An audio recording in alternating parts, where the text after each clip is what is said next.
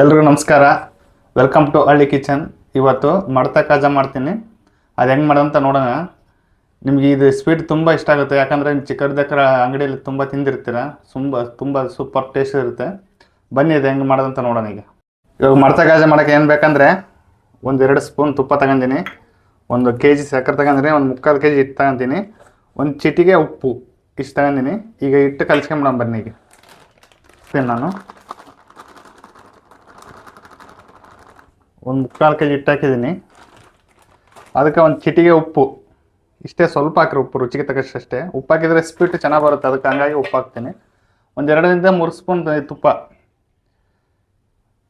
ಈ ತುಪ್ಪ ಹಾಕ್ಯಂಡು ಚೆನ್ನಾಗಿ ಮಿಕ್ಸ್ ಮಾಡ್ಕೊಂಬೋಣ. ನನಗೆ ಹಿಟ್ಟಿಗೆ ಎಲ್ಲ ಇದು ತುಪ್ಪ ಎಲ್ಲ ಹತ್ತಂಗೆ.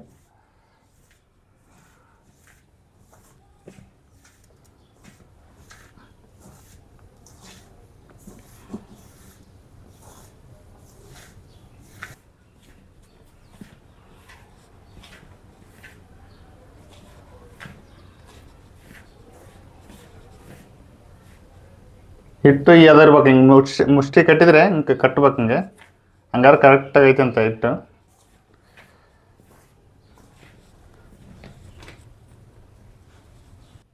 ಇವಾಗ ಬರ್ರಿ ಕಲಸನ್ನಿಗೆ ಸ್ವಲ್ಪ ನೀರು ಹಾಕ್ಯಂಡು ಕಲಸಿಡ್ರಿ, ನಿಮ್ಗೆ ಎಷ್ಟು ಬೇಕಷ್ಟು. ಮತ್ತು ಜಾಸ್ತಿ ಒಂದೇ ಸತಿ ನೀರು ಹಾಕಿ ಮೆತ್ತಗೆ ಆಗ್ಬಿಡುತ್ತೆ.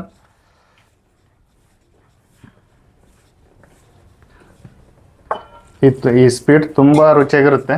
ನೀವು ಒಂದ್ಸತಿ ಮನೆ ಟ್ರೈ ಮಾಡ್ಕೊಳ್ರಿ. ನಾವು ಹೆಂಗೆ ಮಾಡ್ತೀವಿ ಅದೇ ಥರ ಮಾಡಿರಿ, ಚೆನ್ನಾಗಿರುತ್ತೆ ಸ್ವೀಟು.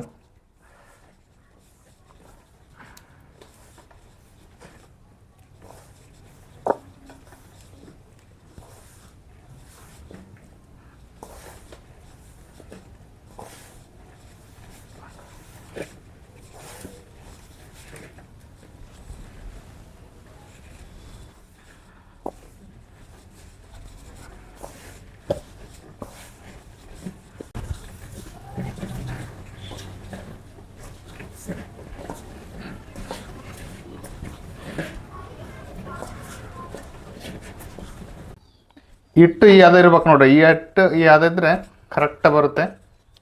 ಈ ಹಿಟ್ಟು ರೆಡಿಯಾಗಿದೆ. ಇದೊಂದು 5 ನಿಮಿಷ ಏನೋ ಒಂದು ಮುಚ್ಚಿ ಒಂದು 5 ನಿಮಿಷ ಬಿಟ್ಬಿಡೋಣ. ಇದು ನೆನ್ಕಂಡ್ಲಿ ಇದು ಮುಚ್ಚಿ ಒಂದು 5 ನಿಮಿಷ ಬಿಟ್ಬಿಡೋಣ. ಇದು ನೆನ್ಕಂಡ್ಲಿ ಅಷ್ಟೊತ್ತಿಗೆ ಪಾಕ ಮಾಡೋಣ. ಪಾಕ ರೆಡಿ ಮಾಡೋಣ ಬರ್ರಿ. ಸಕ್ಕರೆ ಹಾಕ್ತೀನಿ.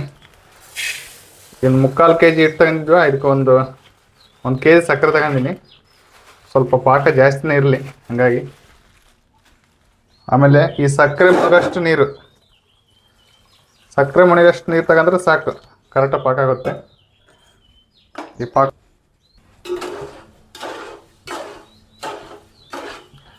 ಇದು ಒಂದೆಳೆ ಪಾಕ ಬರ್ಬೇಕು. ಪಾಕ ಜಾಸ್ತಿ ತೀರ ಗಟ್ಟಿ ಮಾಡಬೇಡ್ರಿ, ತೀರ ನೀರಂಗಿರಬಾರ್ದು.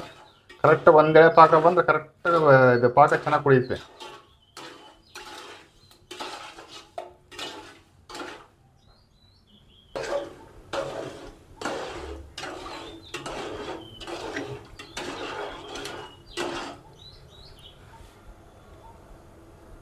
ಅಲ್ಲಿ ಪಾಕ ರೆಡಿ ಆಗ್ತಿದೆ. 1-2 ಏಲಕ್ಕಿ ಬುಡ್ಡೆ ಈ ಕುಟ್ಟಿ ಪುಡಿ ಮಾಡ್ಕೊಂಬಿಡೋಣ ಪಾಕ ಹಾಕಕ್ಕೆ.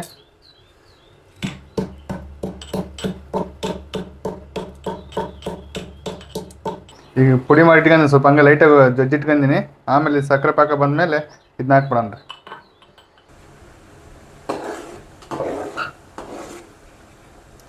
ಈಗ ಆಲ್ಮೋಸ್ಟ್ ರೆಡಿಯಾಗಿ ಬಂತು. ಸ್ವಲ್ಪ ಮೀಡಿಯಮ್ಮಾಗಿ ಅಂಟು ಪಾಕ ಬರ್ಬೇಕು. ಹಿಂಗೆ ಇಷ್ಟು ಅಂಟು ಪಾಕ ಬಂದ್ರೆ ಸಾಕು, ಸ್ವಲ್ಪ ಇಷ್ಟು ಬಂದ್ರೆ ಸಾಕು. ಈಗ ಇದನ್ನ ಆಫ್ ಮಾಡಿ ಸ್ವಲ್ಪ ಏಲಕ್ಕಿ ಕುಟ್ಟಿಟ್ಕೊಂಡಿದ್ವಲ್ಲ ಅದನ್ನ ಹಾಕ್ಬಿಡೋಣ್ರಿ. ಸ್ವಲ್ಪ ಏಲಕ್ಕಿ ಪುಡಿ ಹಾಕಿಬಿಟ್ಟು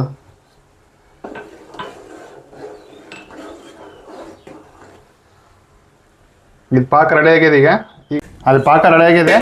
ಈ ಕಾಜಾನ ಲಟ್ಸ್ಕೊಂಡು ಕಟ್ ಮಾಡ್ಕೊಂಬಿಡೋಣ. ಇಷ್ಟಿಷ್ಟು ಮಾಡ್ಕೊಳ್ರಿ, ಸೈಜ್ ಲಟ್ಸ್ಕೊಂಡು ಕಟ್ ಮಾಡ್ಕೊಂಬಿಡೋಣ್ರಿ.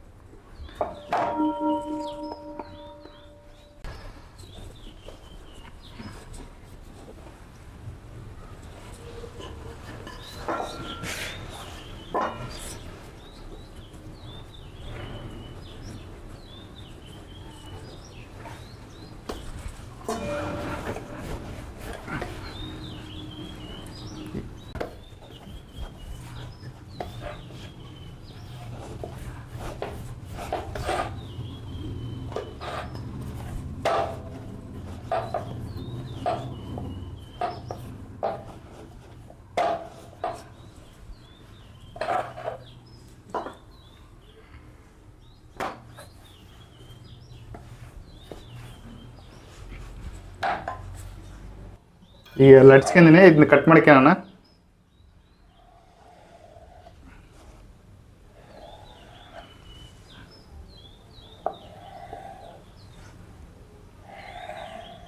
ಹಿಂಗೆ ಚೌಕ ಈಗ ಲಟ್ಸಿ ಹಿಂಗೆ ಕಟ್ ಮಾಡಿ ಇಟ್ಕೊಂಡಿದ್ದೀನಿ.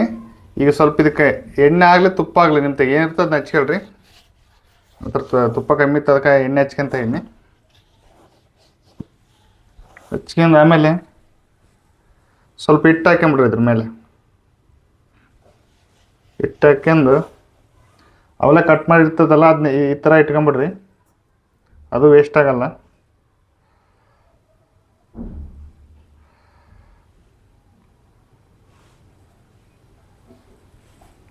ಈ ಥರ ಮಡ್ಚ್ಕೊಬೇಕು ಅದನ್ನ.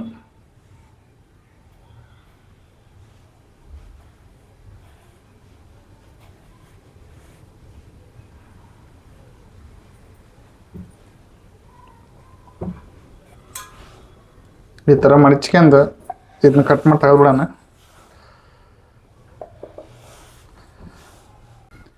Medium size.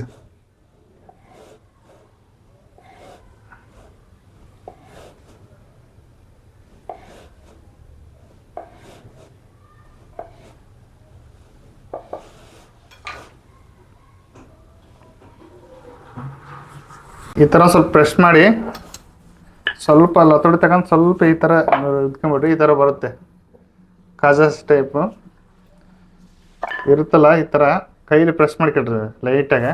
ಪ್ರೆಸ್ ಮಾಡಿ ಸ್ವಲ್ಪ ಲತೋಡಿ ತಗೊಂಡು ಹಿಂಗೆ ಮಾಡ್ಕೊಂಬಿಟ್ರೆ ಈ ಥರ ಬರುತ್ತೆ ಸರ್ ಕ್ಲೀನಾಗಿ. ಎಲ್ಲ ಇದೇ ಥರ ಮಾಡಿ ಇಟ್ಕೊಂಬಿಡ್ರಿ. ನಾವೆಲ್ಲ ಕಾಜಾ ಈ ಥರ ಎಲ್ಲ ರೆಡಿ ಮಾಡಿ ಇಟ್ಕೊಂತೀವಿ. ಆಮೇಲೆ ಈ ಕಡೆ ಪಾಕ ರೆಡಿ ಆಗಿದೆ. ಈಗ ಬಾಂಡಿ ಇಟ್ಟಿದ್ದೀವಿ. ಈಗ ಸ್ವಲ್ಪ ಎಣ್ಣೆ ಬಿಸಿ ಆಗಲಿ. ಎಣ್ಣೆ ಬಿಸಿ ಆದಮೇಲೆ ಕರೆದು ತೋರಿಸ್ತೀನಿ ಹೇಗಿದೆ. ಈಗ ಬಿಡೋಣ. ಇದು ಕಡಿಮೆ ಉರಿಯಾಗಿ ಬೇಯಿಸ್ಕೊಳ್ರಿ, ಜಾಸ್ತಿ ಉರಿ ಇಟ್ಕೊಂಡ್ಬಿಟ್ರೆ ಲೈಟಾಗಿ ಬೇಯಲದು. ಕಡಿಮೆ ಉರಿಯಾಗಿ ಬೇಯಿಸ್ಕೊಂಬಿಡ್ರಿ. ಹಾಕಿ ಹಿಂದೆಲೇ ತಿರುವಾಡ್ಬೇಡ್ರಿ. ಸ್ವಲ್ಪ ಅದು ಅದೇ ಸ್ವಲ್ಪ ಬೆಂದು ಮೇಲೆ ಬರುತ್ತೆ, ಆಮೇಲೆ ಬೇಕಾದ್ರೆ ತಿರುವಾಡ್ಬೋದು ನೀವು.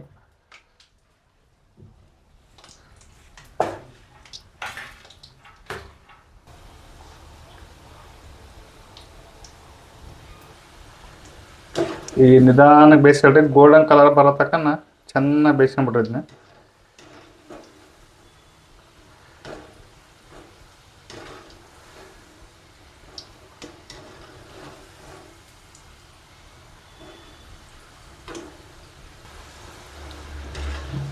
ಈ ಗೋಲ್ಡನ್ ಕಲರ್ ಬಂದಿದ್ದು ಲೈಟಾಗೆ, ಇನ್ನೊಂದು ಸ್ವಲ್ಪ ಗೋಲ್ಡನ್ ಕಲರ್ ಬರಲಿ.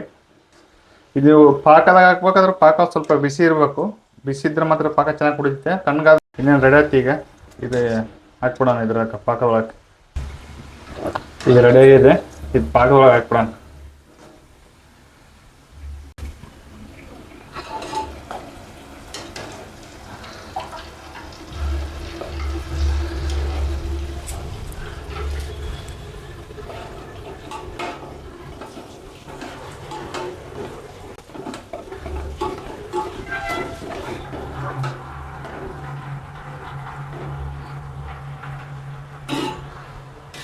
ಇವಾಗ ಒಂದು 5 ನಿಮಿಷ ಪಾಕದೊಳಗೆ ಬಿಟ್ಟು ಆಮೇಲೆ ತೆಗೆದ್ಬಿಡೋಣ. ಇವಾಗ ಕಾಜಾ ರೆಡಿ ಆಗಿದ್ದಾವೆ. ಟೇಸ್ಟ್ ಮಾಡಿ ನೋಡೋಣ ಹೆಂಗಾಗೈತೆ ನೋಡ್ರಿ ಕಾಜಾ. ಟೇಸ್ಟ್ ಮಾಡಿ ನೋಡ್ತೀನಿ.